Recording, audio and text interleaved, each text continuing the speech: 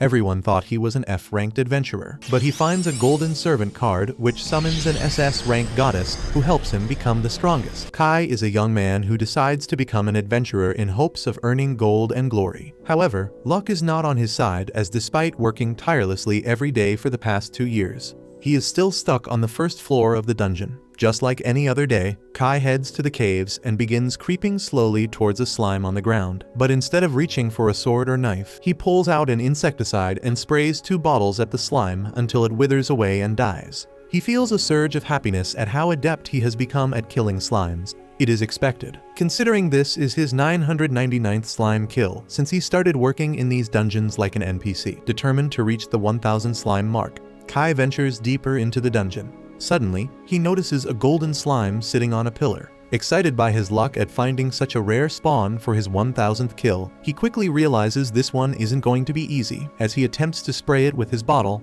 the slime simply jumps off the pillar. Undeterred, Kai grabs a new and more powerful spray gun filled with pesticide and shoots at the slime, successfully killing it. He celebrates his 1000th kill and eagerly opens up his stats to check his rank, only to realize his level remained the same even though he killed a golden slime. He decides to let it go, hoping to get some good loot at least, but instead of a normal monocore, he finds a small golden card with a girl drawn on it. At first it confuses him, but soon he realizes that this is a servant card, which is a very rare item. He checks the stats to realize that this servant is from the class of Valkyries and is named Sylph. He tries to hit her on Instagram, but finds out that there is no info about her online. He decides to get out of the dungeon first before researching anymore and starts heading back, while a group of adventurers walk past him with their amazing armor, which Kai can only look at with jealousy. He wonders whether he would ever be able to buy such a thing and heads over to the reception to get money in exchange for the slime cores.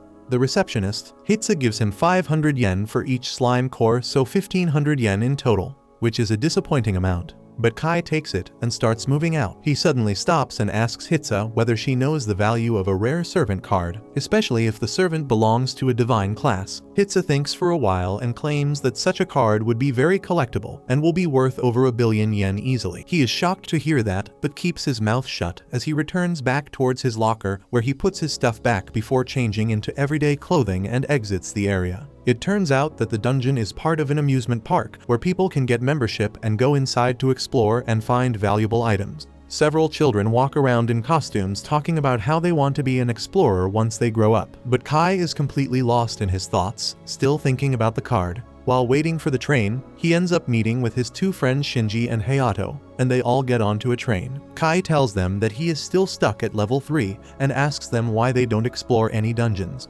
Hayato replies that 2 years ago, when they newly went to explore the dungeons, they ended up hitting the 2nd floor, where they found a goblin. They thought it would be easy prey for them, but the goblin ended up beating the shit out of all of them alone. Ever since then, both Shinji and Hayato decided that dungeons are not for them, and they are happier exploring the other attractions with their passes. Later that night, Kai exits the train and starts walking back towards his home, where he has dinner with his family and takes a bath before heading off to sleep. The next morning, he still wonders whether he should sell the card or not, as 1 billion yen can get him all the armor he wants, and he can buy as many video games as he wants.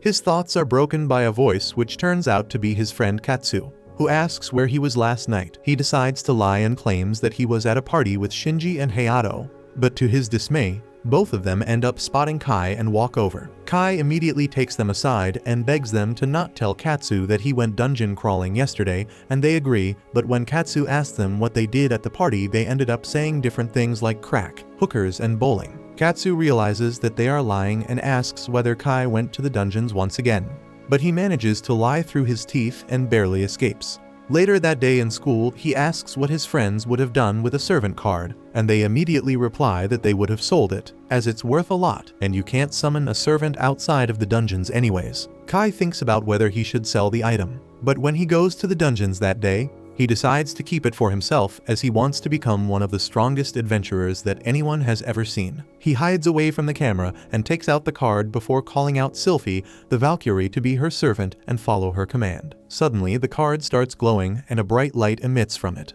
which transforms into a huge woman with feathery wings on her back and basketballs in the front. She seems to be in an ethereal form as she grabs Kai and disappears immediately. Kai is confused at what's happening, when suddenly he turns around to see a small loli in armor standing beside him. He asks who she is, wondering if any kids got lost here, but the loli replies that she is the Valkyrie Sylphie who will be his servant from now.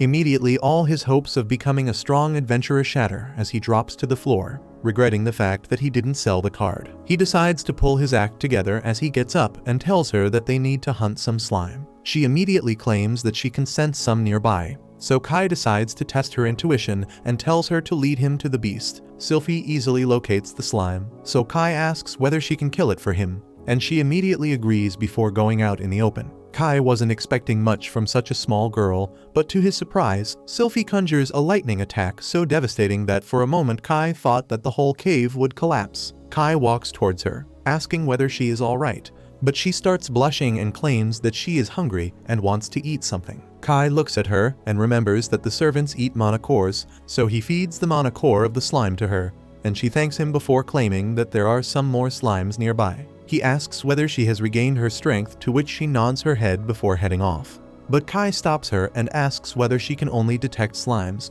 Sylphie immediately claims that she can detect all the monsters and not just slimes, but after every battle she feels hungry and needs to eat a manacore. Kai does the calculation and realizes that it will be useless this way as they won't earn anything out of hunting slimes. He comes up with a plan and tells Sylphie to track the slimes down for him, which she happily does, after which he uses his spray bottles to kill them one after the other. This seems to be the best way of operating, as finding slimes is a task in itself. But this way, he can save his time by directly heading towards the targets and neutralizing them with his cheap insecticide sprays. After killing a bunch of them, he ends up leveling up to level 4 and gains a new passive skill called the Slime Slayer, which gives him 50% increased stats when fighting against slimes. He seems disappointed with his new skill, but Sylphie raises his spirits by claiming that getting a skill is an achievement in itself. He looks at her and smiles, thanking her for the help, and claims that he will be returning home now as it's getting late. Sylphie looks at him and asks whether he will summon her soon again, and he promises to summon her as soon as possible, after which he recalls her back to her servant card. He starts heading back and stops at the reception to sell the manacores, which shocks Hitsu as she claims that he beat the daily slime extermination record by a large margin and asks how he do it. Kai lies and tells her that he just got lucky and takes his 15,000 yen reward before heading home. Later at night, he thinks about heading over to the second level of the dungeon, as even though goblins are scary, he believes that Sylphie is much stronger, and with her he can defeat them. That night, he dreams about a childhood memory where he sat in front of the TV with Katsu, while the reporter interviewed Katsu's dad, who was a famous adventurer. And that interview fills Kai with a feeling of amazement as he decides to follow in the same footsteps and become an adventurer himself. The next morning, he wakes up with a newfound conviction and confidence as he heads out to the second floor alongside Sylphie and the new sword and shield he bought with his money. He makes up his mind that he will keep clearing all the dungeons on his way to becoming the most famous adventurer in the world. They enter the cave and walk for a while when Sylphie realizes that something is wrong and asks Kai whether everything is okay, as he is looking very pale and is shaking really badly. Kai looks terrified of this cave, but lies to Sylphie that he is just very excited. But the moment Sylphie tells him that she can sense a goblin nearby, he immediately turns around and starts running. Sylphie is confused and asks what the hell is he doing, but Kai lies to her face, claiming that he has some urgent work back at home. He suddenly remembers Katsu's dad in the TV interview and stops, as he decides that he can't forget his dreams so easily, and grabs his wooden sword before telling Sylphie to lead the way. They soon find the goblin, sleeping behind a giant rock, but Kai is too scared to do anything, so he asks whether Sylphie could kill it. She immediately agrees and heads out to chant her spell as the goblin wakes up ready to fight, but they are interrupted by Kai, who jumps in between with his sword and tells Sylphie that he changed his mind, but tells her to be ready to help him. He rushes towards the goblin but misses his sword strike as the goblin backs off.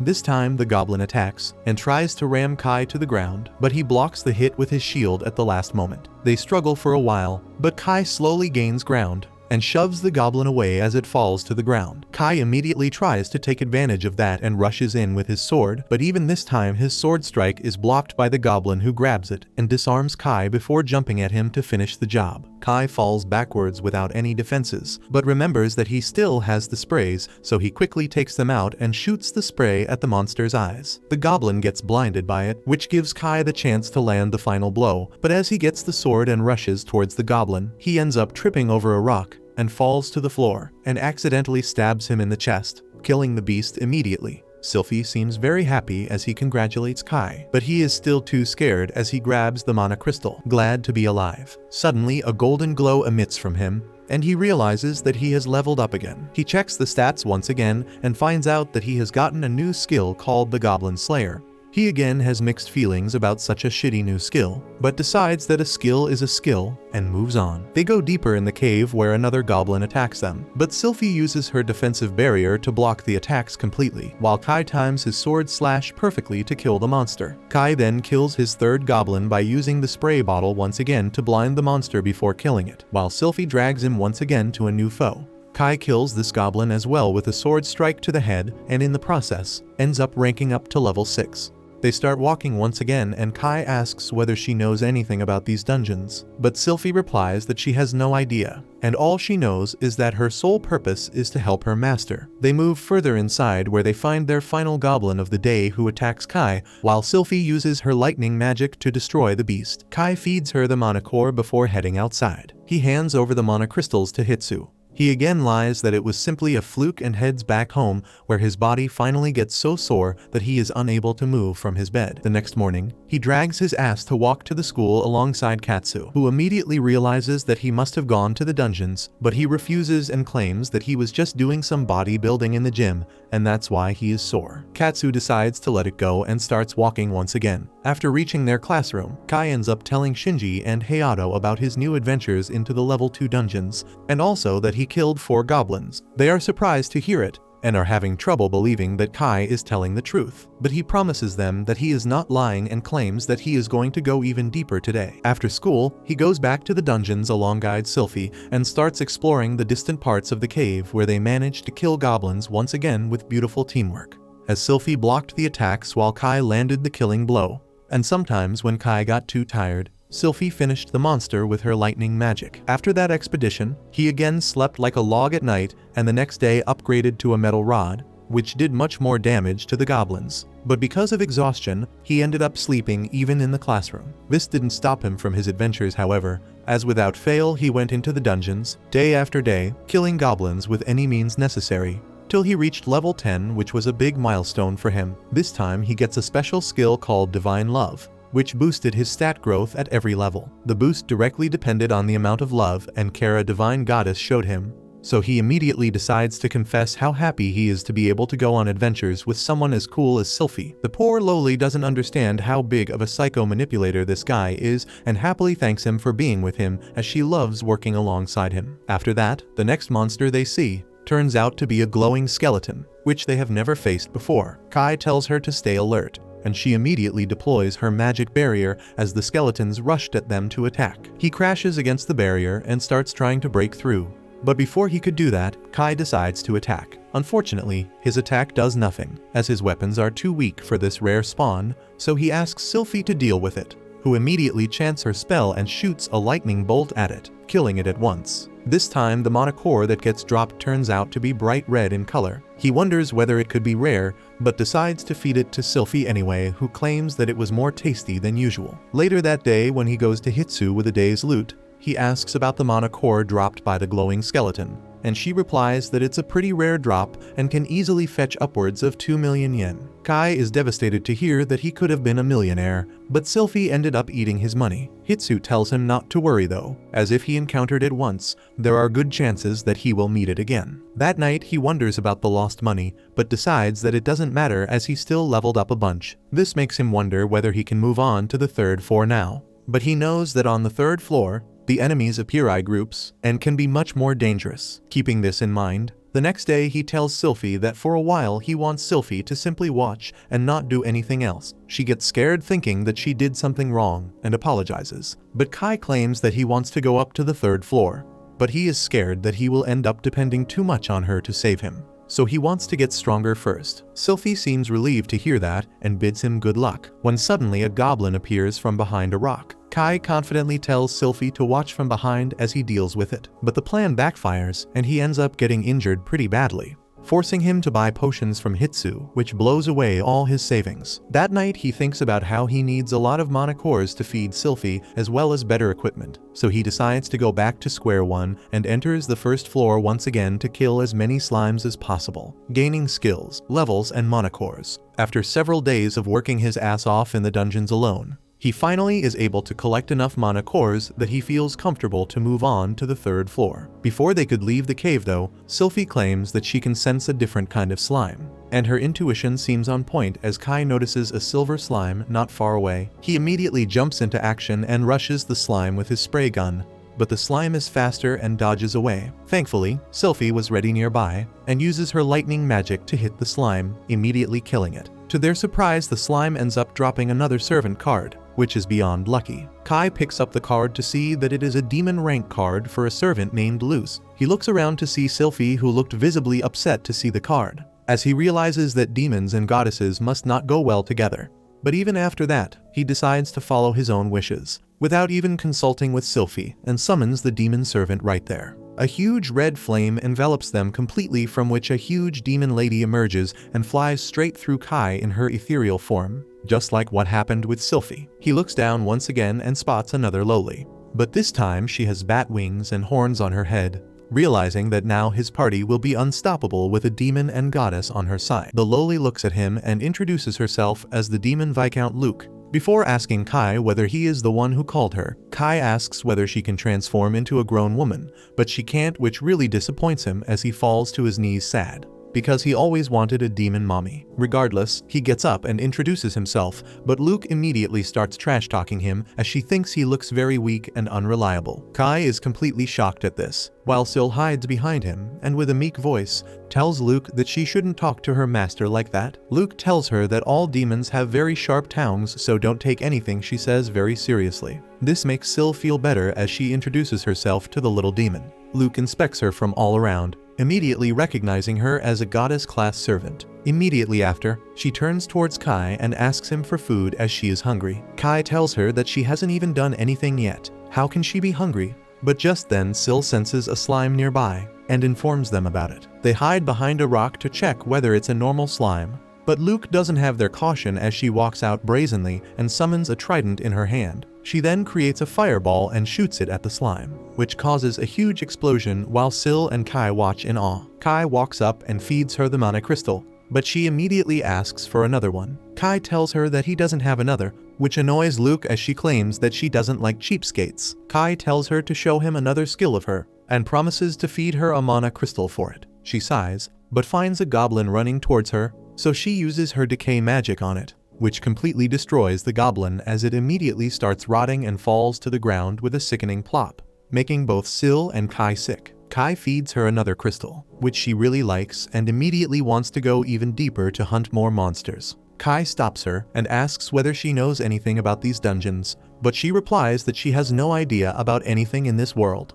He tells her that at the third level, the monsters start attacking in groups, and to deal with that, they need better equipment. She doesn't seem to care much about it and still wants to go deeper, but Kai tells her that they will go on that level the next day. She still doesn't seem very keen on waiting for the next day, but somehow Kai and Syl manage to convince her, and she agrees to not wander any deeper in the cave today. The next morning, they enter the third level of the dungeons, which is very scary for Kai, but he is confident in the abilities of his servants and has also bought some new equipment like a crossbow. Syl claims that the crossbow looks really nice, and Kai seems pleased with it as he claims that it was pretty expensive. Suddenly they hear a growl and spot two hellhounds around the corner looking for prey. Kai decides to take the first shot after coming out from the cover, but the bolt misses the monsters and they immediately start running towards him at full speed. He tries to reload his crossbow, but it's too late as the hounds are almost on top of him. Thankfully, Syl comes to his defense and creates a barrier that blocks the attack, while Luke comes out of the cover with her flaming trident in hand and shoots a fire blast at the hounds, blowing them up to pieces. After that, Kai feeds her a mana crystal, while she asks for another one. Kai tells her to wait as he can't feed her all the mana crystals, so they start venturing deeper in the cave. Soon they come upon demonic boars running towards them at full speed, but Luke is ready as usual, and with a single flick of her trident, she completely blows the boars up. Unfortunately, one of the boars ends up dodging the attack and runs out of the fire at full speed. Luke gets ready to land another attack, but Kai tells her that he will deal with it and takes aim. This time when he shoots, the bolt actually hits the mark and blinds the boar in one eye. But this is nowhere enough to defeat the demonic boar, who gets even more mad and runs at Kai to get his vengeance. Cal tries to reload his crossbow, but ends up tripping over to the floor, but before the boar could attack him, he manages to shoot another shot, which hits the boar right in the head, killing it immediately, just inches away from Kai. Syl praises him for his first kill on this floor, and the fact that he became level 11 now, while Luke makes fun of him for falling over and then asks for more mana crystals. After leaving the dungeons for the day, he starts walking out, when he overhears some girls talking about how they reached level 6 dungeons because they made a party instead of going solo. This makes him wonder the next day at school whether he would also grow much faster if he had a party. That day he goes over to the dungeons, and as usual Luke is in full swing using her fire blast to demolish any monsters that would come in her way, while this time even Syl shows her lightning magic to stun the demonic boar to death. Luke doesn't want anyone to outdo her, so she immediately uses her decay spell to kill 2 more rat monsters, which makes both Syl and Kai's stomachs upset.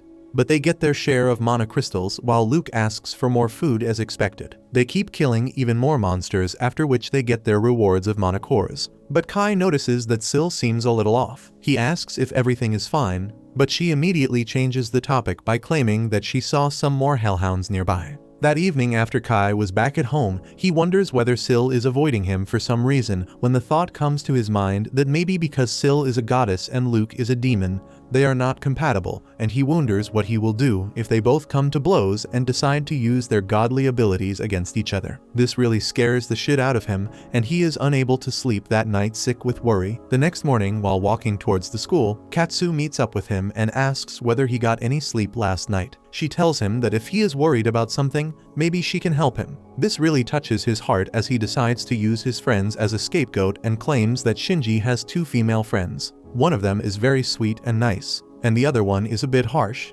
They don't seem to get along together, and he is worried that they will end up fighting. Katsu looks confused but asks whether the girls told him that they don't like each other, and if not, she suggests him to ask them directly. This is what Kai decides to do that day, as he only summons Syl in the caves, who looks around and asks where Luke is. Kai tells her that he hasn't summoned her as he wanted to have a one-on-one conversation with her. Syl looks a bit flustered, but asks what is it about. So Kai decides to cut to the chase and asks whether she doesn't like Luke. Surprisingly enough, Syl tells him that's not the case, as she did find him a little intimidating at first.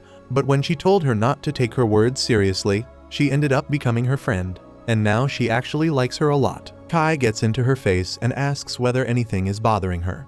She shakes her head, claiming that nothing is bothering her, but Kai persists, claiming that she seems bothered by something and tells her that she is very important to him. This makes Syl a little emotional, and she tells him that lately he has been treating Luke much more nicely than her, and she wants to be treated the same way. Kai doesn't think that he has been treating them any different, but Syl claims that he is very nice to her, always talks a lot, and even gives her extra mana cores. She claims that before Luke came, he used to talk to her a lot, but nowadays he mostly talks to Luke and not her. Kai realizes his fault and promises to treat her equally and talk to her more. Later, he proves that he is a man of his word as he gives both Luke and Syl double mana cores and even praises Syl for her quick thinking that saved his life. This time Luke calls him out, claiming that he hasn't praised her this way, so he ends up praising her for the strong spell she used to kill the monsters. They soon move forward and Syl manages to kill some more hell monsters, which makes her gain a level. Both Kai and Luke congratulate her, and Kai decides to test her newfound stranglet. They go further into the cave where they find 3 hellhounds in a distance. Syl immediately goes out and uses her lightning spell to completely demolish all 3 of the hounds together. But while they were celebrating, Kai senses something and tells Syl to get her shield up. Immediately a monster boar comes out of the dust and starts attacking the shield. But the level 2 shield is way too tough for him. Meanwhile, Luke takes out her trident to finish the job, but Kai tells her that he wants to handle it, and he shoots the boar in the head, killing it immediately. After that, he feeds the mana cores to Syl, whose appetite has grown, and because of that he is barely able to sell any cores. He decides to head back to the level 1 dungeons to collect some cores with his spray, which surprises Hitsa when he comes to sell it. She tells him that according to her he can climb up to the level 4 dungeons now, which surprises Kai. That night he checks the net for better equipment, but everything is too expensive for him, so he decides to head back into the dungeons the next day. While walking through the level 1 caves, he suddenly spots a rare slime once again and tells the two lowlies to not let it escape. Both Luke and Sil surround the monster before using their spells together, completely obliterating any signs of the slime's existence. This time the slime ended up dropping a magic crystal. Kai happily picks it up and decides to use it, so he throws it to the ground and immediately ends up gaining a new magical skill called Water Strike. He decides to go and try this on the level 3 dungeons where he finds a pack of hounds. He tells Sil to create a barrier while Luke stays ready to kill the monster if it survives Kai's attack. The hound spots the party and immediately starts charging at them, so Kai stands his ground and shoots a water blast at him. To his absolute surprise, the water ball doesn't even scratch the hound as it shakes the water off and charges at them again. But thankfully Luke deals with it through her fire magic. Sil tries to cheer Kai up as she tells him that using magic is an achievement in itself. But Kai doesn't seem to be thrilled with his power and decides to head back home and think about how he can better use his newfound magic to defeat the monsters. The next day, Kai goes to the dungeon again to practice his water ball spell. He first shoots a water ball at the wall at a very slow pace, and it doesn't do anything other than wet the wall. Kai is already exhausted by using the spell just once, but he keeps on practicing. The second time, he shoots the water ball as fast as he can. He and Sil are happy about the accomplishment, but Luke is not impressed. In using just 2 water balls, Kai loses all his energy and collapses to the ground. He soon returns home and falls asleep as soon as he lies on the bed. In his sleep, Kai sees a dream of his childhood where he is watching Katsu's dad on TV, and how that made him dream of becoming an adventurer like him. Motivated by his dream, he goes to the dungeon the next day and begins practicing water ball strikes again. He has gotten remarkably faster today, and he shoots many water balls at the walls of the dungeon before finally running out of gas. He takes a short rest, but just as he recovers his stamina, he gets back to training. This time, he tries manipulating the shape of the water ball and turns it into a cube. Thrilled by his success, Kai keeps experimenting and giving different shapes to the water ball, but he soon gets tired and falls on his back. As he is walking out of the dungeon mindlessly, he trips and falls into the arms of an adventurer. He immediately gets back and apologizes, but the mature mommy adventurer asks him if he is fine. Kai says that he is perfectly good and takes his leave with that. But the mommy is worried about him because he doesn't look okay. Her teammates, however, are quite eager to see that there are people who work so hard, and they head into the dungeon. Later, Kai sleeps in the class, and when the teacher wakes him up, he loudly says that he will do his best in training today, causing the entire class to burst into laughter. During the break, his friends approach him and ask what was he saying about the training earlier. Kai tells them that he is practicing a vital skill for his success in the dungeon. But just then, Katsu comes there. She asks if he is training to enter the dungeon, but Kai twists his words and says that he was talking about dance practice. Katsu is relieved on learning that, and she just asks Kai not to overdo it. She asks him to show her his dance performance one day and then leaves the boys alone. The next day, Kai goes to the dungeon again and uses his water ball in actual combat. He shoots a goblin with it, but instead of bursting like usual, the water ball stays firm in shape and blocks all the breathing holes of the goblin, choking him to death. Both Sil and Luke praise him, but then Kai notices that he is not getting any exp from the monsters on the 3rd floor anymore, which means it is time for them to descend to the 4th floor. Kai thinks that since he is going to the 4th floor, he needs some good equipment, and he decides to buy something that had been in his wish list for a long time. The next day, he comes wearing a tight bodysuit, and while Sil says that it looks good on him, Luke shatters his pride by telling him that he looks lame. Kai tells her that the suit is expensive and high-end because it is made of carbon nanotubes that protects him from most of the damage while being thin and lightweight. He says that the bodysuit has excellent protection against arrows and other piercing damage. Along with that, he has a magic output amplifying bracelet that will make even his weak spells a bit more powerful. However, he has not tried it out because there was no option for that. Kai begins showing other items he has bought like a potion, but Luke drags Sil away because she is getting bored of Kai's display. They head to the 4th floor eventually, where Sil detects a large and creepy monster coming towards them. Before Kai can check the monster encyclopedia to see what is he going to face here, a giant cockroach comes there, and both the girls panic and cling to each other. They blast out magic spells constantly at the roach monster as they rush through the dungeon, and Kai runs after them because he is afraid of being left alone. Sil and Luke are resting after exerting themselves and almost attack Kai, who comes running towards them. Sil runs to hug Kai, telling him that she was afraid, but Luke is still putting on her tsundere act and saying that she was not afraid of the lowly bugs. Sil then apologizes to Kai for abandoning him and running away, and pleads with him to scold her. He replies that he is not angry because they cleared the 4th floor in no time because of their rampage, and he has collected the mana cores from all the defeated monsters. Luke says that she is not eating those disgusting crystals obtained from bugs, but she is too hungry to refuse them. The crystals taste as awful as the girls were expecting. And then Kai says that since they have time, they should scout out the 5th floor a bit. Sil senses a sand monster and a mud monster nearby, and Kai takes aim at them with his crossbow. His first arrow misses, and the second one goes right through the sand monster, who immediately attacks him. Kai yells Sil's name, and she promptly sets up a barrier to protect him. Kai believes that the two monsters are immune to physical attacks, so he turns to Luke for help, and she annihilates them with her fire attack. Kai asks her if she needs to replenish her mana with the crystals, but neither Luke nor Sil want to eat the disgusting thing. They keep exploring the 5th floor, but there seem to be no more monsters nearby. Just then, Sil spots an odd spot on a wall, but Kai can find nothing special about it. Sil decides to blast a hole in the wall using her lightning attack, and surprisingly, it leads them to a secret passageway. They begin heading in, and Kai advises the girls to be careful to not step on any traps. But just as he was saying this, Luke tells him that it is too late for the warning. She is trapped on a trap trigger, and an arrow is shot as a result. However, instead of going towards Luke, it hits Kai instead, and he rolls on the ground, writhing with pain. His servants are worried about him, but Kai returns to normal in a few minutes because his bodysuit protected him from any serious damage. They keep walking ahead, but Luke steps on yet another trap tile. Kai steps backwards to avoid the arrow this time, but gets Pikachu'd instead. However, he is completely fine after the shock, and even feels a bit energized. Luke tells him to stop making her worry, but when Kai asks if she was worried about him, she defaults to her tsundere mode. Soon, they reach a huge gate with a painting on it, and Sil can feel an overwhelming presence from the other side. Kai decides to head home, but the two girls are not going to let him do that. He tries opening the gate, but it doesn't budge, so Sil just blasts it with her lightning attack, and Kai sincerely hopes that he is not charged with destruction of dungeon property.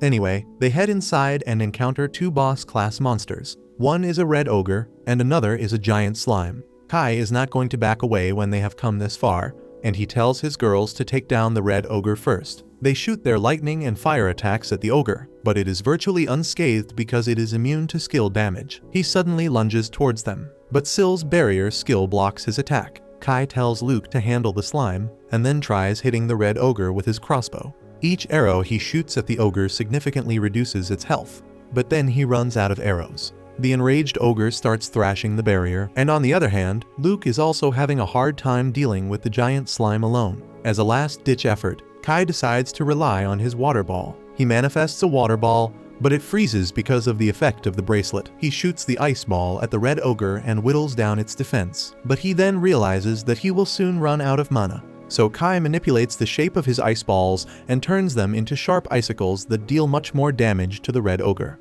With the last 3 shots he had left, Kai manages to bring down the red ogre, and now only the slime is left.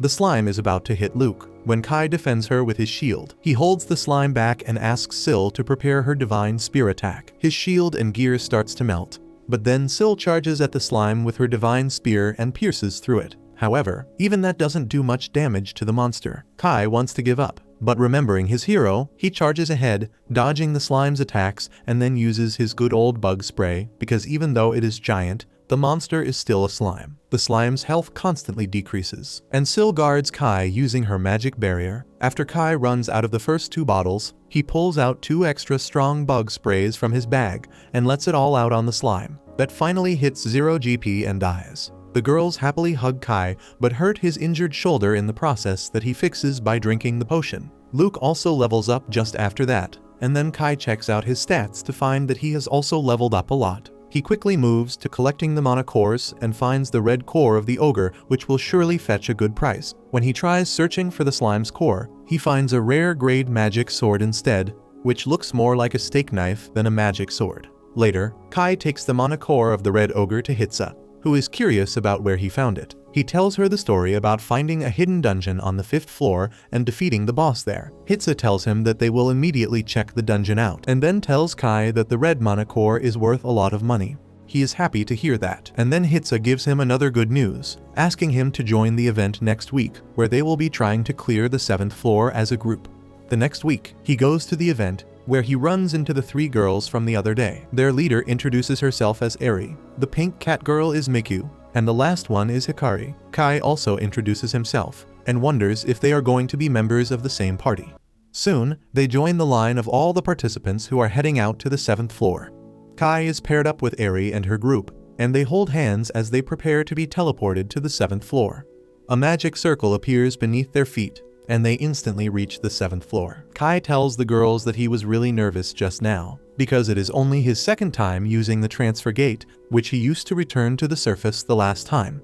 As they keep moving ahead, the girls inform him that it is their first time too. An employee at the Adventure Association points them to the direction they have to take, and they find a convenience store for the hunters right in front of them. Kai buys a lot of stuff, and as he is putting it all in his backpack, he asks the girls if they don't have to buy anything. Eri shows him a small bag she is carrying, and Kai recognizes it as a magic pouch that costs as much as a 2 BHK flat in New York. The girls tell him that their parents bought the magic pouches for them, and Kai realizes that they are from rich families. With that, they are ready to enter the 7th floor, where the main monsters they can find are golems. Suddenly, they see some people approaching them, and when they get close, they turn out to be a group of people who maintain the dungeon and keep it pristine. After that, Kai reveals that he is at level 16 and asks Eri about her level. She tells him that she is at level 18, and Hikari and Miku are both at level 15. But Hikari has high mana because she is a magic user. Just then, they hear some stones falling,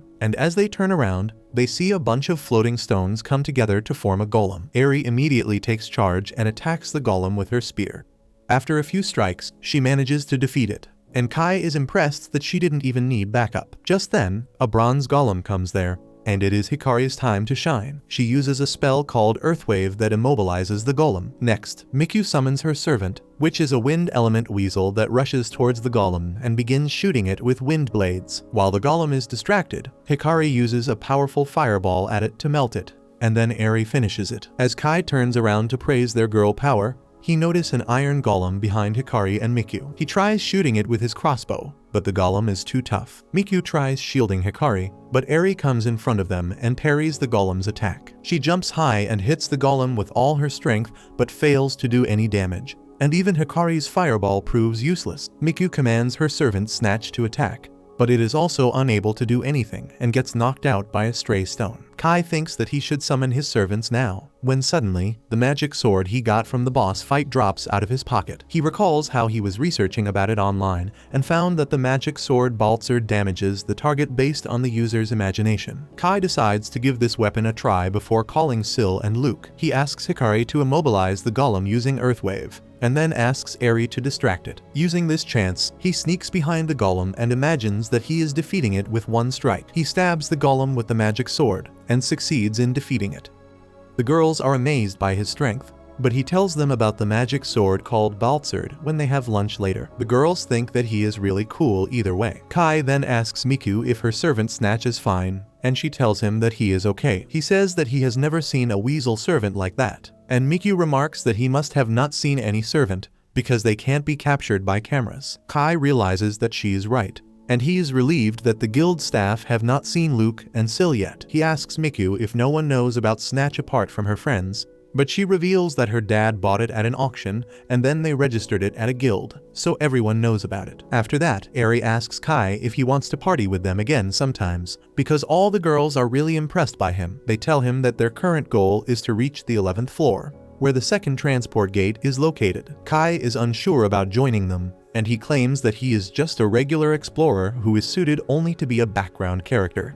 The girls tell him that being regular and normal is just fine, and they will be relieved if he is by their side. Eri says that he doesn't have anyone else to party with, but that reminds Kai of Syl and Luke. He nervously explains that he has an angel and demon by his side, and the girls are confused. Kai wonders how will the girls react on seeing him with two lolis, and he fears that they will call the FBI. That is why he can't tell them about his 2 servants up front and requests some time to think about it. The girls understand that he has his reasons, so they tell him to take his time. The next time Kai goes to the dungeon and summons Sil and Luke, he can clearly tell that they are upset with him. He tries talking about joining Aries' party, but Luke mocks him, asking if this is the first thing he wants to talk about after neglecting them. Even Sil says that the 3 of them are enough and they don't need anyone else, and Luke agrees too. Kai tries to explain the details to them, but Sil says that they are done with the discussion, and even Luke refuses to talk about this matter any further. The next day, Kai walks to school with Katsu, who asks him if he was busy with his dance practice this weekend or was he working out. He nervously says that it was a mix of both,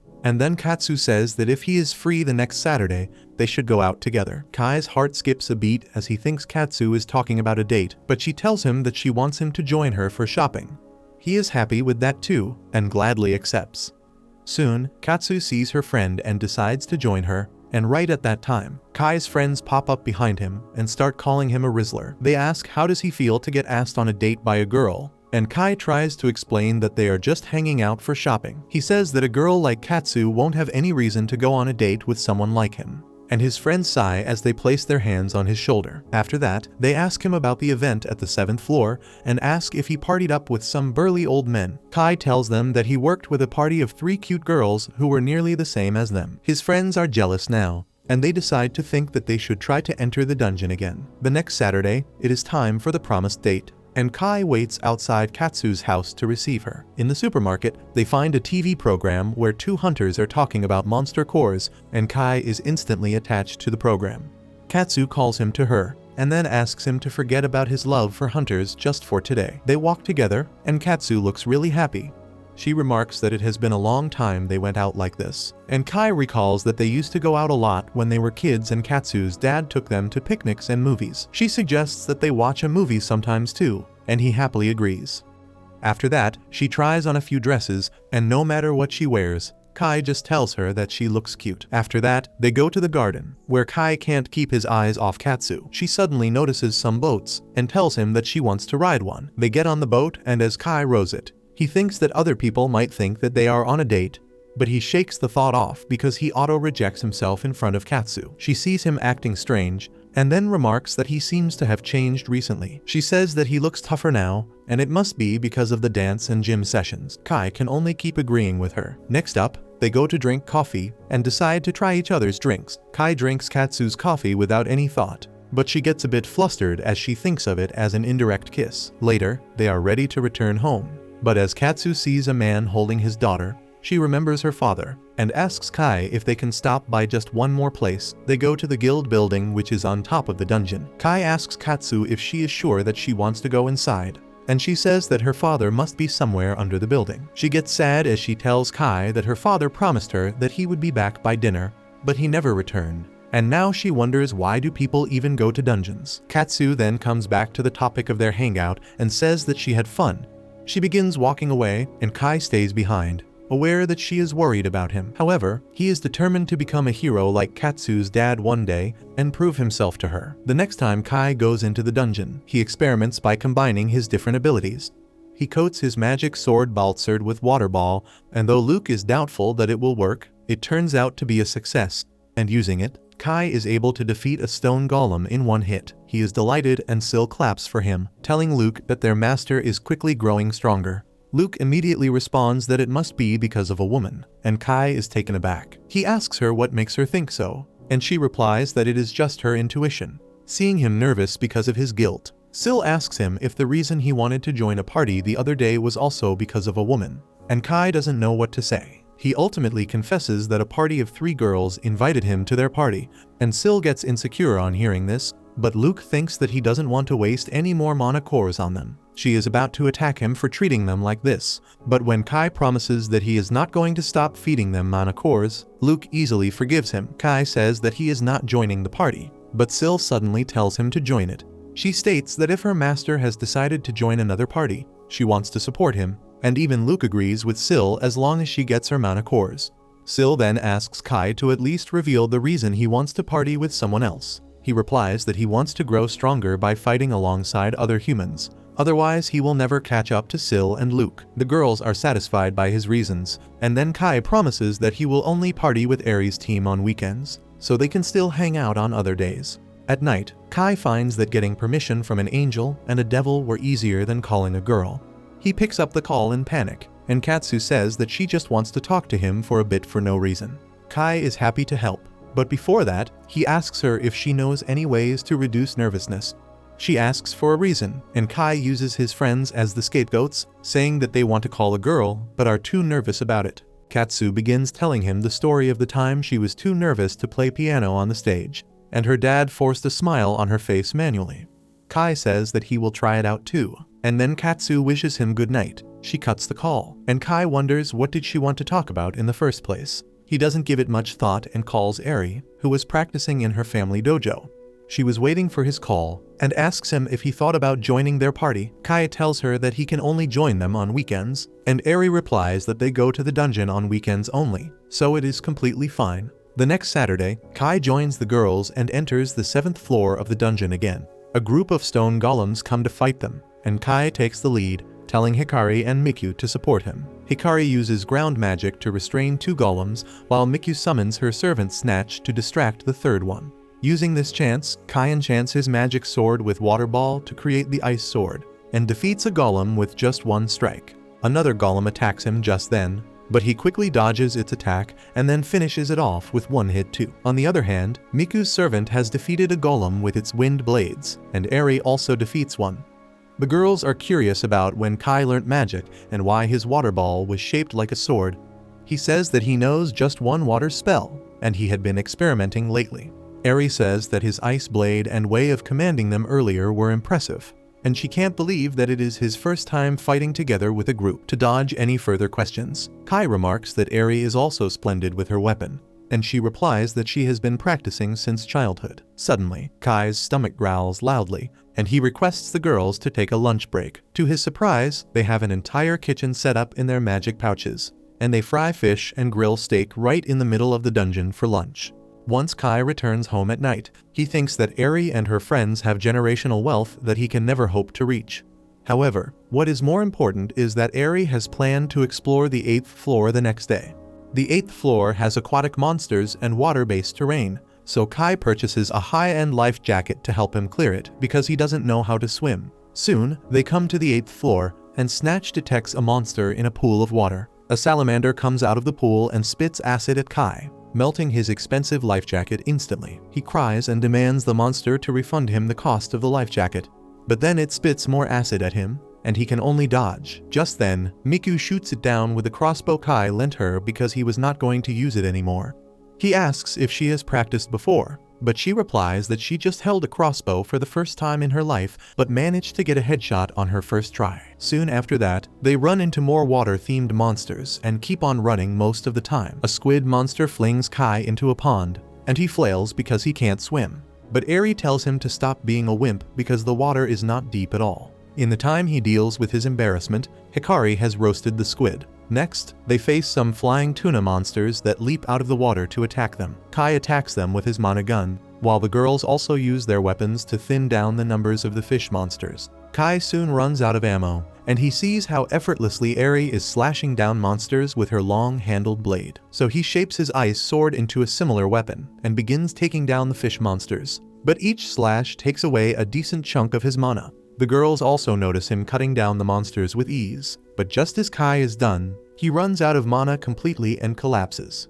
When he wakes up, he finds himself in Eri's lap and gets up with a start. He apologizes for troubling her and assures her that he is fine. Surprisingly, his MP is full, and Eri reveals that she gave him a mana potion when he was unconscious earlier. Kai says that it must have been expensive, but she tells him not to mind it because they are party members. Eri then talks about his way of fighting earlier, and he replies that he based it on her fighting style. Before they can discuss about it, Snatch warns everyone about a very powerful monster. Everyone is on guard, and then a huge dinosaur monster comes out of the water.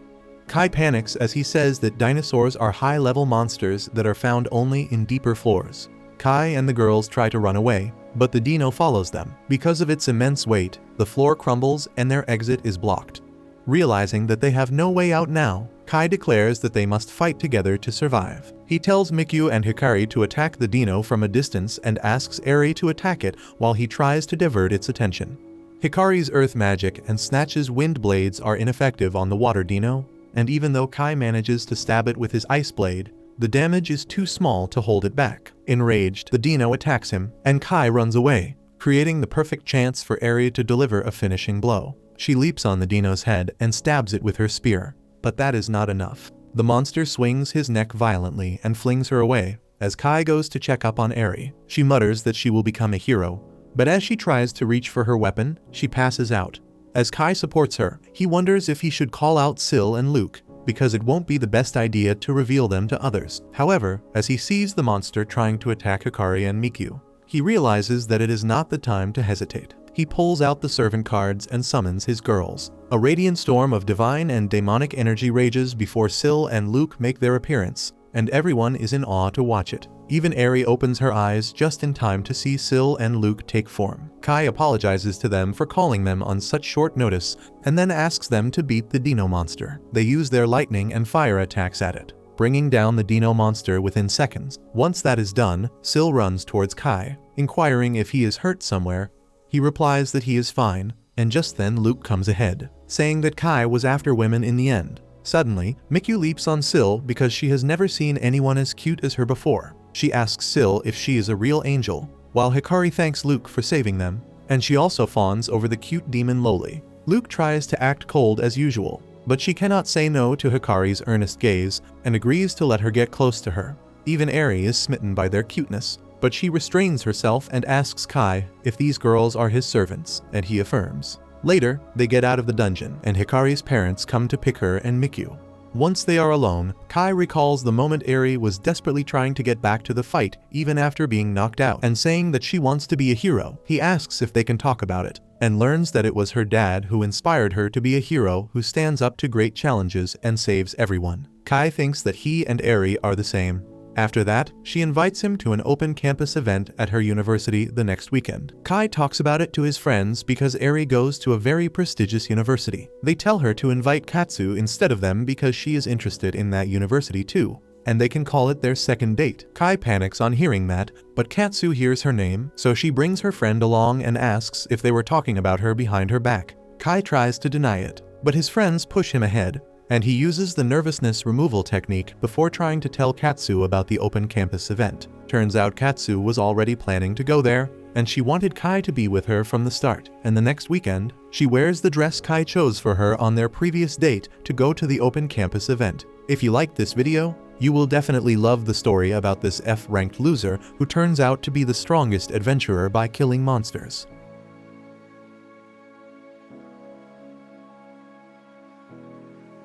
Kai waits for Katsu outside her door as he mentally prepares himself for their unofficial date. She comes out of the door, looking as cute as ever. They head to the metro and the nervousness kicks in as he sits one seat away from her instead of sitting next to her. After a long silence, she decides to just tell him herself and motions for him to move closer to her while taunting him for sitting so far away. He gets up awkwardly and moves next to her, and his hormone-ridden brain starts wondering if he is desirable to her and if she actually likes him. But he soon stops building castles in the air and reminds himself that she is only here for the open campus event and that they aren't actually on a date. Her interest lies only in checking out the new academy where they are headed to. She sees him acting strangely and interrupts his thoughts by telling him how excited she is to see the new place. Just as she says it, two voices of boys sitting opposite them chime into the conversation and say that they too are excited to see the new academy. They finally reach the hallowed university and are awestruck by its elegance and beauty. The campus is huge, and its entrance and all of its buildings have been designed and built by the best architects. The gardens extend on all sides and add to the school's wondrous aura. They take a walk through the garden to reach the event's main meeting point, and Katsu points out how the trees would be filled with cherry blossoms during the next spring. Kai immediately starts daydreaming again and imagines how cute and beautiful it would be to be here with Katsu and watch her run down the path surrounded by cherry blossoms. He starts saying out his thoughts and Katsu pulls him out of his daydream. They make their way to the registration desk. When they reach the front of the line, Kai gets struck with a sudden shyness when he sees his explorer friend, Eri, seated there. She greets the two of them and Katsu is surprised when she finds out they already know each other. She asks if Katsu was his girlfriend, which makes her blush and stammer her words. The awkward situation finally ends, and after registration, the group leaves to explore the campus some more and see the facilities available. However, Eri notices that she felt relieved when he said that Katsu wasn't his girlfriend, and she worries that she may have started having feelings for Kai. Meanwhile, his friends start to question him about his relationship with Eri, and Katsu gets a bit upset when she hears they met during the dungeon explorations. She does not say anything against Eri, but tries to bring an end to the conversation by reminding him that he promised he would not talk or think about the dungeons today, since that's all he has been involved in the past few months. Shinji and Hayato notice the shift in the mood and drag him away to have a quick intervention with him. They know that he cares for both of the girls and are worried he will end up messing up everything if he does not behave with caution. The two of them are also jealous that he has so much happening in his life and start regretting their decision to stop going to the dungeons. The walk through the university continues, and the group is amazed by all the facilities available in this elite academy. On top of that, they appreciate how clean and well kept the entire campus is. Shinji and Hayato are already aware that they will never have enough grades to be able to attend such a prestigious university, and Kai also agrees that his grades are not up to the mark to make the cut, which means he might have to find a different academy and be away from his best friend. The thought of leaving Katsu and being all on his own scares him. So he makes up his mind to struggle and study as hard as possible now, so he can bring up his grades to the optimal level. Apart from grades, his friends remind him that the tuition fee is also very high. He is about to mention his income from the dungeons, but remembers his promise to Katsu and stops himself. He changes the words and says he will manage it by working part-time. The wind and the surrounding creates a calm and relaxing environment, and Kai closes his eyes for a bit to enjoy it. As soon as he opens his eyes, he is hit with another shock when he sees Miku and Hikari standing in front of him. Some more reminders of his work at the dungeon. He introduces his friends to them, and again Katsu notices that he seems awfully close to the two girls. She inquires how they know each other, and Kai is left tongue-tied since he does not want to break his promise by mentioning the dungeons again. But before he has a chance to respond, they answer for him, and Katsu smiles coldly since she hates how many friends he has made from his many dungeon adventures. Eri meets the group again, and she offers to take them out on a lunch treat to the school cafeteria. The food is exquisite, and due to it being served at a university, it was also reasonably priced. After thanking Eri for her generosity, the group digs in and clears out the plates in no time. At the end of the meal, Katsu gets up to get herself a drink, and Kai offers to go along with her. His friends keep the girls entertained with their impressions of him. They then tell them about their previous adventures in the dungeons before they quit, while the pair return with drinks for everyone. Katsu overheard the group's conversation and started to wonder why everyone is so obsessed with those dungeons. As they explore the pool and other areas of the school, Kai and Katsu share a cute moment as he fondly remembers all the times she had been there for him when they were kids. Eri leads them down a flight of stairs to show them the soccer fields. As they descend the stairs, Hikari feels weak and her foot slips, causing her to start falling down, but without a second's hesitation, Kai springs into action and scoops her up to save her from being hurt. The group is amazed by his insane reflexes and praise him, but Katsu seems a bit unhappy that he was holding another girl like that. Miku climbs up toward them and teasingly asks him to put down Hikari, but it just seemed like she too may have been a bit jealous. To her luck, just then a football came hurtling toward her and was just about to hit her in the head, when Kai jumped into action again, and in a crazy move, kicked the ball back to the field without even breaking a sweat. Miku is left in stunned silence, and this time it is Eri who seems flustered by all the attention the other girls were getting. The tour has technically come to an end, but Eri takes them to a training room. She pulls out her wooden sword and wonders to herself why she had brought all of them here since it isn't part of the tour. She still continues as planned and displays her advanced sword skills by moving across the room in swift, elegant motions. When she is done, she notices Kai cheering loudly for her and blushes. She understands now that it was his attention that made her bring them here. The group bids farewell to Eri, Miku, and Hikari after exchanging their numbers. On the way back home in the metro, all of them discuss the events of their day. Katsu comments on the amazing university and her plan to seek admission there, but Shinji and Hayato are more focused on discussing the girls they met today and who their type was. Katsu gets annoyed, and Kai decides not to participate in their conversation so as to not annoy her more. As they are walking home together under the streetlight, she decides to bring up the conversation again and asks Kai who he liked most from the girls they met. He avoids answering and tries to deflect the question, but she seems persistent. He is about to tell her that it is her that he likes, but saves that for another day. His decision to not answer her question annoys her more. and she passes a comment about how he seemed so close to all the girls since they were all calling each other by first names. It is only after he reaches his own home and relaxes in the bath that he realizes she might have been jealous. This also makes him think of his goddess and demon servants, Syl and Luke, whose jealousy he would also have to deal with soon enough. The next day, Kai returns to the dungeon and faces the slimes for the first time in a long while. He takes down some slimes using his trusty pesticide spray and collects their cores to tempt Syl and Luke, who are really angry at him for ignoring them yesterday. Kai tries to explain that he had to go on a school tour yesterday, and Luke doesn't even know what a school is. Syl understands his situation, but she is still upset that he didn't pay them any attention because of it. As Kai promises them more mana cores today, he suddenly notices something glowing behind a corner. He finds that it is a rare shiny slime again, and asks Syl and Luke to take it down. They are both angrily bargaining about how much mana cores should Kai give them,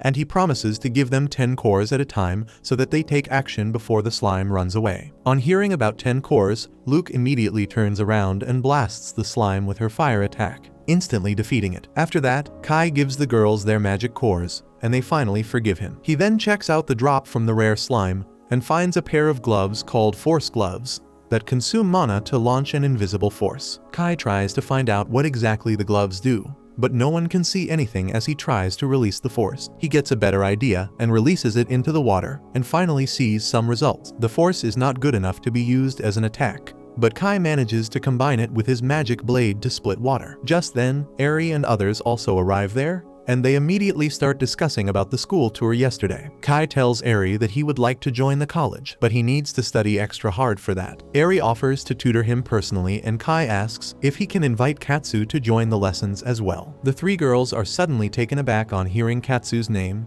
and Mikyu and Hikari also decide to join the lessons. Syl and Luke are jealous that the three girls have gotten even closer to their master, and when Kai sees it, he offers some more mana cores to cheer them up. After that, they head into the 9th floor of the dungeon, and Syl quickly warns Kai that there is a very powerful monster deep inside. Eri and others believe that they should keep going in, and Kai finds out that they can't avoid the monster, no matter which route they take. Luke tells him that if things go south, she will handle everything herself, and Eri says that in the worst case, they can always retreat. Soon, they come across a monster with 2 heads and a snake for a tail. Even Luke is taken aback to see the strong monster called Orthros here, and Kai is shocked because the monster belongs to deeper floors of the dungeon. Since Luke is not sure if she can defeat it, Kai suggests that they retreat and Eri agrees. However, it is too late because the monster has already spotted them. It starts charging towards them, so Kai asks Syl to use her barrier. Eri and Mikyu pull out magic guns, while Hikari immobilizes the monster with her earth magic. On Kai's command, Luke hits the monster with her fire attack,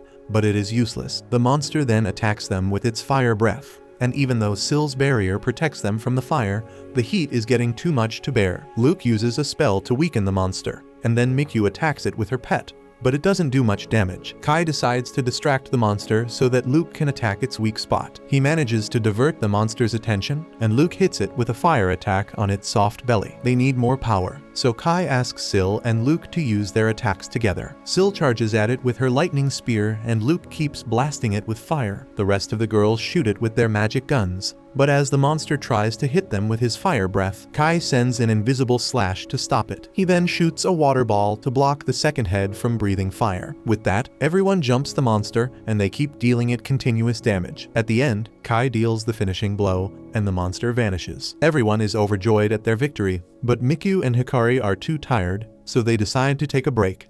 Kai rewards Syl and Luke with magic cores, but Luke is still concerned about the monster being found here. Suddenly, Syl senses a powerful presence, and someone starts walking towards them from the dark cave. He says that a mere dog could not do what he expected, and then he emerges out of the darkness, seeing his horns and pointed ears in enough to tell Kai that he is a demon. And Luke affirms to that. Everyone is worried to see a demon this close to the surface, and Luke says that he is going to be a tough opponent. The demon starts walking towards them, telling them that it is useless to run away, and he is going to kill them all here. He sends a dark lightning attack towards them, but Syl blocks it in time with her barrier.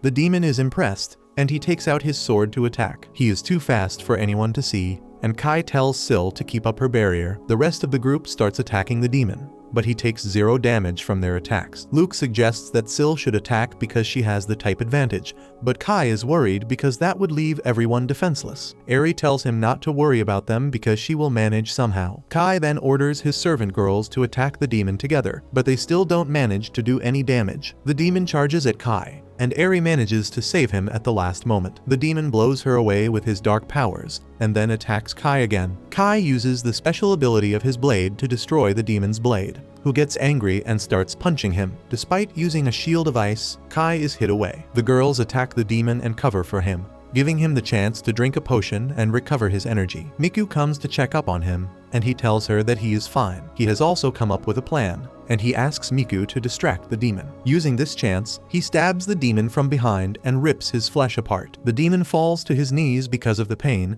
but he heals himself and then punches Kai away. Miku and Hikari go to help him up, but the demon attacks them. Eri tries to protect them, but she is not fast enough, and the demon defeats all of them with one swift attack. He slaps away Miku's servant and then grabs Sil's spear, tossing her aside too. Kai is worried now, and Luke tells him to take everyone and run away while she faces the demon. She tries to fight against the demon using brute strength, but gets pushed back, while Kai tries to find a way to defeat the enemy and save everyone. The demon pushes Luke towards Kai, and he suddenly sees a skill she had been hiding. It requires sacrificing the summoner's HP to boost all the stats, and Kai asks Luke to use it. She tells him that she will have to continuously suck his HP to use that skill, and he might even die. He tells her that he trusts in her, and with that Luke uses her skill. Kai quickly loses his HP and Luke's strength grows, turning her into an adult. She tells Kai that she is not at her peak right now, but she is strong enough to make quick work of the demon. The demon asks her where did she come from, and Luke tells him to shut up because she has had enough of his arrogance. The demon attacks her with his dark attack, but it has no effect at all. He is starting to get nervous now, and asks Luke who the hell is she. She reveals that she is a demon viscount, and the demon craps his pants because she is much higher ranked than him. Luke then uses a powerful attack that can kill even gods, and the demon is instantly vaporized because of it. Kai is impressed by her strength, but he is at his limit, so he asks Luke to undo her skill and return to normal. She refuses to do so until he praises her adult form, and Kai loses consciousness while praising her. She only cancels her skill after Kai promises to treat her more kindly from now on, and he is relieved that he gets to live some more. Everyone relaxes after that, and Kai finds that he has leveled up. His HP has increased, and he has gained a new skill too that increases his tolerance to pain. The rest of the girls have also leveled up after fighting the demon, and they are glad that no one got seriously injured. Kai then goes to check up the loot. He finds a huge mana core from the monster, and then a servant card that the demon dropped. He asks Eri and others what should they do with the servant card, and they decide to let Kai keep it because he and Luke defeated the demon. Kai feels that he already has a demon, so the second one would be unnecessary, and Luke takes offense that he is comparing her to a low-level peasant demon. She tells him to sell the card immediately, but Kai thinks it will be a waste, so he decides to summon the demon. After a powerful dark storm, the demon knight Bel appears in the form of a boy and swears his loyalty to his new master. Kai is disappointed and says that he wishes he sold the card, shattering poor Bel's heart. Anyway, he decides to keep the demon as his servant, and the next day, he goes to sell the monster core at the guild. Hitsa is shocked to hear that they faced an Orthros on the 9th floor, and decides to send an investigation team there immediately. The monster core sells for 24 million yen, and while everyone thinks Kai should keep the entire amount, he insists that it should be split equally among them. Hitsa agrees to his request, and tells Kai that even after splitting the reward, he has enough money now that he has to pay taxes on that, leaving him baffled. Soon after that, Kai goes to the dungeon and asks Bel to show his abilities. Bel nervously asks for a weapon, because he is a knight and fighting with swords is his thing. Kai asks him if he doesn't come with a sword, and Luke reminds him that he broke it earlier. Kai searches his bag and decides to give Bel his old tungsten staff, but he wants a sword. Sil and Luke tell him that he is being ungrateful, so Bel accepts the staff as his weapon. Soon, he shows his skill by beating goblins in close combat,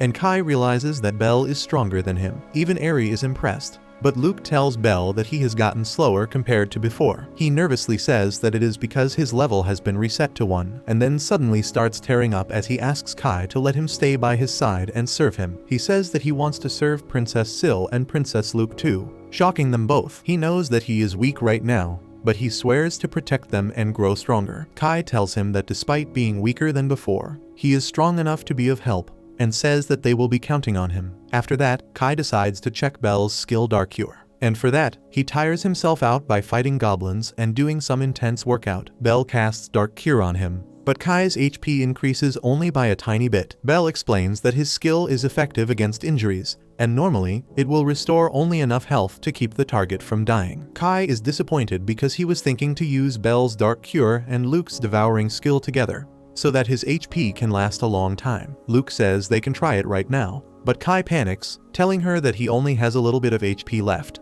and he can't sacrifice any of it. Luke keeps pushing him, and as Kai walks away, he suddenly trips on a rock and injures his hand. Belle tells him that this is the chance to use Dark Cure, and heals his injury in no time. Kai says that he is amazing, and now he can save a fortune by not buying healing potions. After that, they face a golem monster, and Eri and others decide to show off their new skills too. Hikari uses ice magic to trap the golem in ice, and then Eri uses her new skill that allows her to slash through the ice and the golem with just one strike. Kai says they are both amazing, and Eri replies that her skill is strong, but it consumes a lot of mana, so she can't use it freely. Soon after that, they come face to face with some stone golems, and it is Miku's chance to show her progress. She first uses an illusion skill to send flower petals towards the golems to distract them, and then commands her servant Snatch to attack. Snatch suddenly turns into a hedgehog and shoots a flurry of needles at the golems, defeating all of them quickly.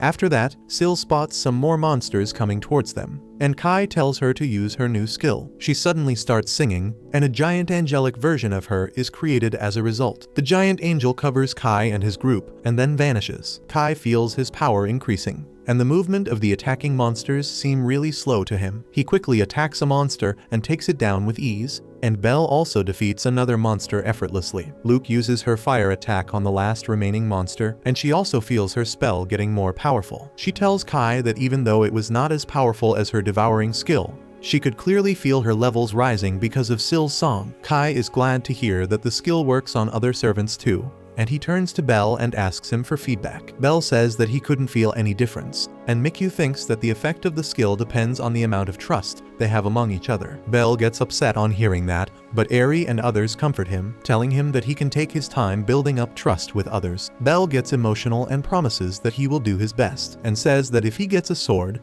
he will perform even well. Kai seriously begins thinking about buying him a sword now, and he immediately rushes to the shop in the dungeon and buys one. He presents it to Belle, who is so moved that he starts crying. Kai asks if he hates the sword, and he replies that he really likes it, and got emotional because it is the first sword his master has given him. He receives the sword and decides to show everyone what he can do with a real weapon. He faces 3 monsters on his own, and charges ahead, defeating all of them with ease. Everyone is amazed, and as Belle gives the mana cores to Kai, he says that he was really amazed by his sword skills. He wants Belle to teach him how to use a sword as well, and the Demon Knight is willing to start their lessons right away. Kai gets cold feet on hearing that, and he says that he has to return home early today. Syl and Luke cling to him and ask him the reason for that, and Eri explains that they are going to have a study session at her home tomorrow morning. Both Syl and Luke are jealous now, and Kai apologizes to them, before turning to Belle and saying that they will start from Sunday. The next morning, Kai, Katsu, Shinji, and Hayato go to Eri's home to study, but they are left speechless as they see the fancy traditional gate of her huge mansion. Just then, Miku and Hikari come there in a limo and open the gate. Kai and his friends are shocked when the gate opens to reveal a forest, and they wonder where is the house. Suddenly, the 3 girls are in a minivan that will take them to the house, while the boys are told to walk there. The girls soon reach the house, and Katsu compliments Eri on the natural environment around her. Eri reveals that her house has been a martial arts dojo for ages, and it is built to let anyone who stays here find physical, mental, and spiritual balance. Just then, Kai, Shinji, and Hayato arrive there, completely exhausted from the long journey, and Eri says that they should start the study session now. Anyway, she takes them to the dojo that has been turned into a living room. The girls take their seats, and the boys hurry to get a seat next to them. Kai is the last one left, and he fails to secure the seat next to Katsu. He ends up sitting next to Eri, much to Katsu's disappointment. They begin studying with that, but Shinji and Hayato use this chance to hit on Miku and Hikari, telling them to ask them if they need any help. Hikari thanks them but says that she will stick to asking Katsu if she needs any help. Kai tells her that she is in good hands with Katsu because she is smart, kind and knows how to care for other people. His friends start teasing him by mimicking his voice and saying that Katsu is cute too, and Kai knows her the best. He gets flustered by this and says that he wasn't planning to say this, but this makes Eri and other girls jealous, and now they can't focus on studying. Eri says they should hit the waterfall to clear their mind, and everyone agrees. Shinji and Hayato also volunteer to join them, and Kai also goes with them because of his FOMO. However, the boys immediately realize their mistake as they approach the chilly water of the waterfall. Eri and other girls are not even fazed, and they stand under the waterfall for a long time to clear their mind. Once they come out, Kai asks Katsu if she is fine, but then his gaze gets stuck on how pretty she looks while dripping wet. After that, it is time for the boys to go to a separate waterfall to meditate, which is much stronger and violent than the one girls went to. They immediately regret their decisions, and by nightfall, they have forgotten everything they studied in the class because of the waterfall's impact. The girls, on the other hand, seem to be quite happy, and they have gotten closer to Katsu. The next day, as Sil and Luke learn that Kai did not study yesterday and instead spent most of his time under a waterfall, they accuse him of having fun by himself. Kai wants to tell them that it was not fun at all, but Hikari says otherwise, making Sil and Luke even more jealous. After that, they start marching ahead into the dungeon with the aim to clear the 10th floor.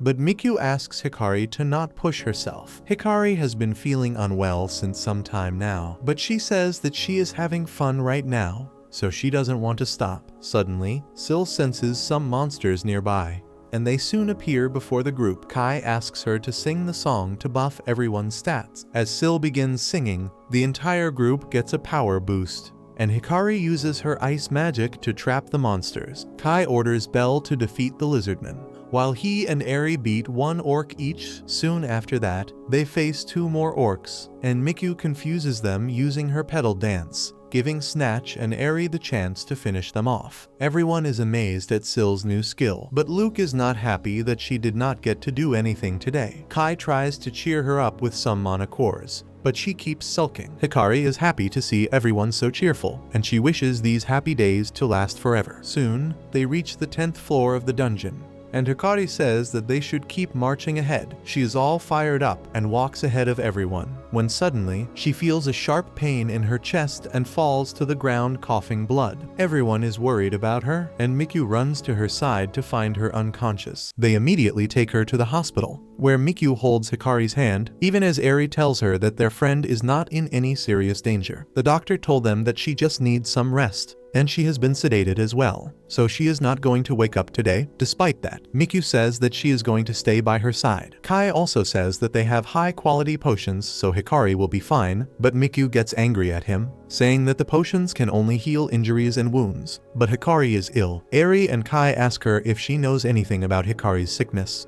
but before she can reply, Hikari's parents come there. They thank Mikyu and others for being such good friends to their daughter, and say that she became much more cheerful after meeting them. Hearing this fills Mikyu with guilt that she could not help her friend, and she runs away. Kai and Eri follow her and find her sulking on the rooftop. She tells them about how she met Hikari 2 years ago. That time, she was a top player of Yu-Gi-Oh! Or something like that, and no one could defeat her. Even the former champion of the game tried to challenge her again and again, but only got humiliated in front of everyone. Since he couldn't win, he started insulting Mikyu by calling her a whale who only wins because she has rare cards after dumping thousands of dollars on premium decks. Mikyu told him that it is not the cards that make her a good player, but the proper strategy that morons like him will never learn. She was confident that she could beat anyone with ease, and then, the timid Hikari came to challenge her. Hikari seemed like a novice, but Mikyu accepted her challenge and was shocked that she had the same deck as hers. Mikyu knew that Hikari had to be filthy rich to afford all these cards, but what shocked her more was that the deck was completely identical despite their playing styles being completely different. In the end, Mikyu won, and then told Hikari that she should select cards that fit her style. Hikari told her that she is a big fan,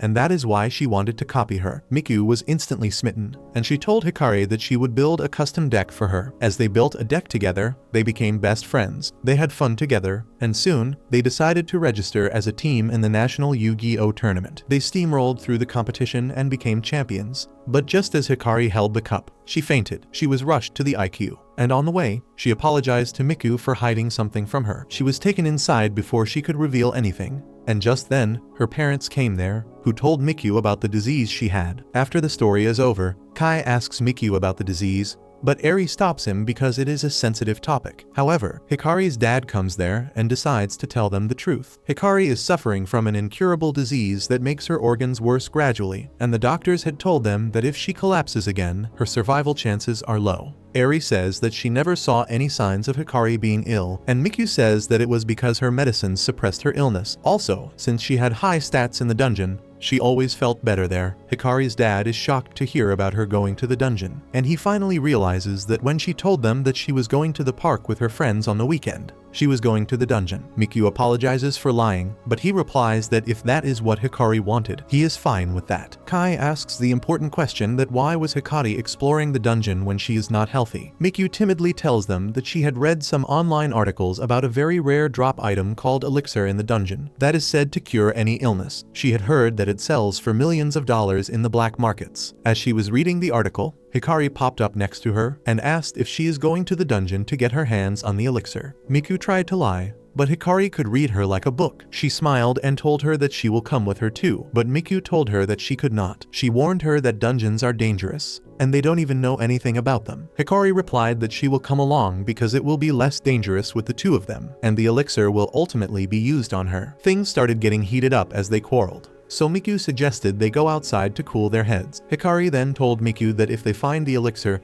it will help the scientists research cures for every disease in the world. She said that doing so is a big responsibility, and she can't let her friend take that alone. In the end, Mikyu could not refuse her, and they decided to enter the dungeon together. Hikari hugged and thanked her, and then declared that once she gets the elixir, she will become a hero for every sick person in the world. Everyone is surprised to hear the entire story, and Mikyu gets gloomy as she says that despite being sick, Hikari always thought of others first. That is why she could not leave her behind. She apologizes to Hikari's dad once again, but he just thanks her in return. He says that she did his daughter a great favor by going to the dungeon with her, and Mikyu is moved to tears. She replies that she is doing just what she can, and Kai feels like he has heard those words before. Mikyu declares that she is going to be Hikari's hero, and then turns to her friends to apologize for keeping Hikari's condition a secret from them. Eri says she understands her situation, and then volunteers to join them in the quest to find elixir. Mikyu gets a little disappointed because they are not even sure if it exists, but Eri says that they just need to have faith that it is real. Seeing them get emotional, Kai reminds them that he is also here. He says that he always thought that elixir was just an imaginary thing, like my girlfriend, but now that he has heard about Mikyu's motivation, he wants to prove himself wrong and find it. Eri says that they should head deeper tomorrow because the monster that drops the elixir should be on the bottom levels. The next day, they head into the 10th floor of the dungeon and face some camel monsters. Kai immediately tells Sil to sing the song that boosts everyone's abilities. He then orders Mikyu to go left and Eri to go right, while he decides to face the monster in the middle. However, Belle steps ahead and requests him to let him fight instead. Even Luke wants to contribute, and she gets upset when Kai tells her to stand on backup. Soon, the camels reach close enough, and Kai tells everyone to scatter. Mikyu uses her pedal dance to confuse the camel, and then her servant Snatch shoots it down with its sharp needles. Eri also charges her new skill and takes down a camel in one strike. On the other hand, Belle also runs towards a camel monster and defeats it with ease. He then presents the Monocore to Kai, saying that the elixir didn't drop. Kai replies that the ultimate medicine that cures every disease won't drop so easily, and they will have to defeat many monsters to get to that. Sil and Luke are also worried about Hikari now, because they couldn't even tell that she had a life-threatening condition. After that, Mikyu starts drinking water as she complains that this desert floor is too hot. Kai agrees and then turns to his servants, asking them if they are not feeling the heat. Both Sil and Luke tell him that this much heat is nothing, because they have endured much harsher things. Belle gets jealous that Kai only asked the girls and not him. However, he suddenly senses something coming and asks Kai to move aside. He asks him what is happening, and Sil gives the next warning, telling him that there is something under his feet. Suddenly, a sandworm springs out of the ground and coils around Kai. Everyone is shocked, and Mikyu is grossed out because she can't handle worms. Luke says it is her turn to shine, and she is about to hit the sandworm with her powerful fire attack. But Sil stops her, telling her that using the fire attack will harm their master too. Mikyu steps in and uses her pedal dance to confuse the monster, which leaves Kai alone. Luke thinks that it is finally her turn, but Belle gets the jump on her. He attacks the monster and slashes it for attacking Kai. He then declares that no one can harm his master, and Luke is not happy that he stole her chance. She scolds him and declares that she will send him back to hell, but Kai stops them and then praises Belle. Later, they visit Hikari in the hospital and tell her everything about their adventures. She says that she also wants to see Kai rolled like a burrito by a sandworm, and he assures her that it was not worth watching. She says that she wanted to see Luke's pouting face too, and her friends affirm that Luke indeed looked really cute. Hikari says that she can't wait to get discharged so that she can go to the dungeon and help them out. Mikyu just smiles and nods in response. However, once they are outside, she starts bawling her eyes out as she asks how can Hikari smile like that in her condition. She knows that Hikari is well aware of how bad her health is, and soon, her parents come to pick her up. Eri also gets in the car with her, and then tells Kai that she wants to be a hero who can protect everyone close to her. He says that Hikari is her dear friend, and she will do all she can to protect her. Kai thinks that he has heard that somewhere, and later, he keeps on trying to remember it. Just then, he gets a call from Katsu, who asks how is Hikari's condition. He doesn't want to worry her by telling the truth, but then he suddenly remembers an incident from their childhood, where Katsu was crying because her dad lied to her. She told her that he had promised not to go to the dungeon again, and he replied that someone had to go down there and discover the mysteries, because that will help others in the end. He said that he wanted to be that person, and that is why he is doing all he can to be a hero. Upon recalling those words, Kai tells Katsu that he will call her later, and then heads back to the dungeon. Luke asks him why did he return, and Syl warns him that there is another monster under their feet. However, as the ground suddenly sinks, they realize that it is not a measly sandworm. A giant sand crab comes out, and Kai decides to fight it, because he is going to do whatever he can to help his friends and become a hero. If you liked this video, you will definitely love the story about this F-ranked loser who turns out to be the strongest adventurer by killing monsters.